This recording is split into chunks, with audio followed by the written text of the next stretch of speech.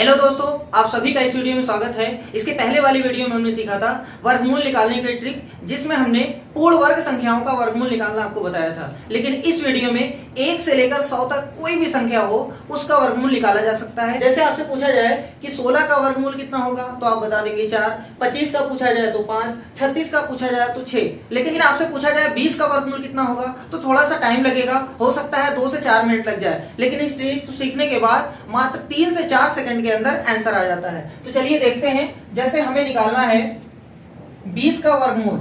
अब ये संख्या 20 है, इस 20 को उठाओ, इस टेबल में ले जाके रखो। देखो किन दो संख्याओं के बीच में आता है।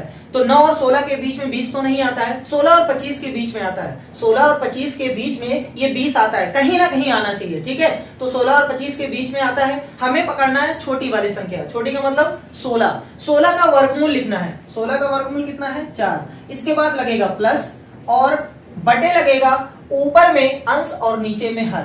अंश में क्या रहेगा? बहुत ही आसान है। देखो हमें निकालना था 20 का, लेकिन हमने निकाल दिया 16 का।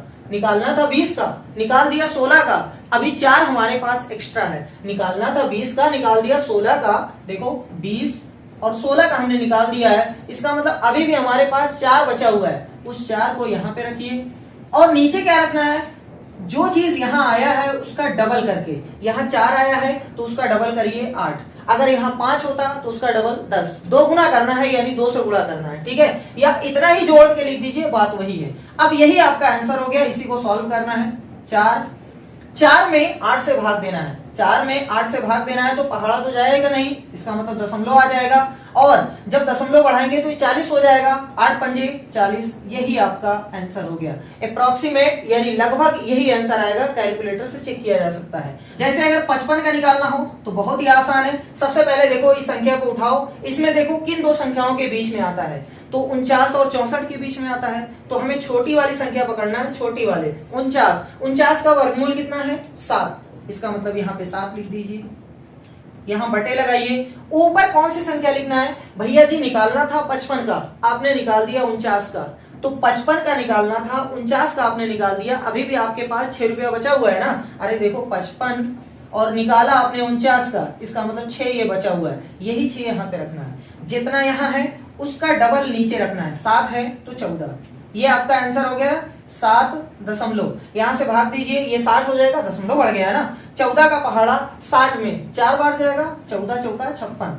तो यही आपका आंसर हो गया है, देख सकते हैं आप। ठीक है, जैसे 87 का अगर निकालना रहे तो सबसे पहले इसको देखो कि 87 किन दो संख्याओं के बीच में आता है। 81 और 100 के बीच में आता है। तो छोटी वाली संख्या पकड़ना है 81 का वर्गमूल कितना है? 9। बचा कितना? देखो निकालना था 87 का, हमने निकाला है 81 का। अभी हमारे पास 6 रुपया बचा हुआ है। 6 यहाँ लिख दीजिए। जितना यहाँ आया है उसका डबल यहाँ लिखना है। 9 आया है तो 18 लिख दीजिए। अब इसी को सॉल्व कर दीजिए। 9 यहाँ नोट कर दीजिए, दशमलव बढ़ा दीजिए, 60 हो गया। 18 3 54, खत्म हो गया। यही आपका आंसर हो गया। जैसे 110 का अगर निकालना है, बहुत आसान हो गया। 110 किन दो संख्याओं के बीच में आता है? 100 और 121। तो छोटा वाला पकड़ना है, यानी 100 का वर्गमूल कितना है? 10। यहाँ 10 लिख दीजिए प्लस। अब ये बचा कितना? आपको निकालना था 110 का, लेकिन आपने निकाला है 100 का। अभी आपके पास 10 बचा हुआ है। 10 यहाँ लिख दीजिए। जितना यहाँ आया है उसका डबल यहाँ लिखना है। 10 आया है तो 20 लिखना है। ठीक है, इसको इससे काट दीजिए। अब देखो 10 दशमलव, ये 10 हो गया। 2 का पहाड़ा 10 में कितनी बार? 5 बार। खत्म हो गया 10.5। अब जैसे एक लास्ट 133 का निकालना हुआ, बहुत ही आसान है। सबसे पहले सोचो कि किन दो संख्याओं के बीच में आता है।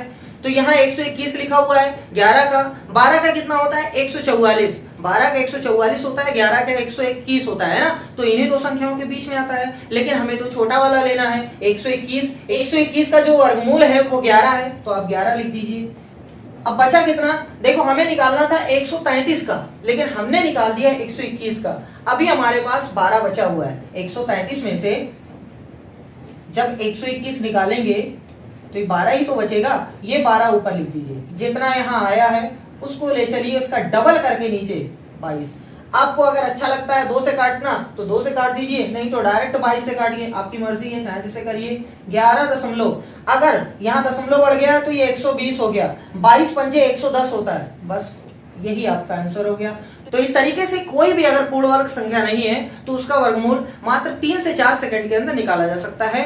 तो इस वीडियो में बस इतना ही, मिलते हैं नेक्स्ट वीडियो में एक और नई ट्रिक के साथ। तब तक के लिए धन्यवाद।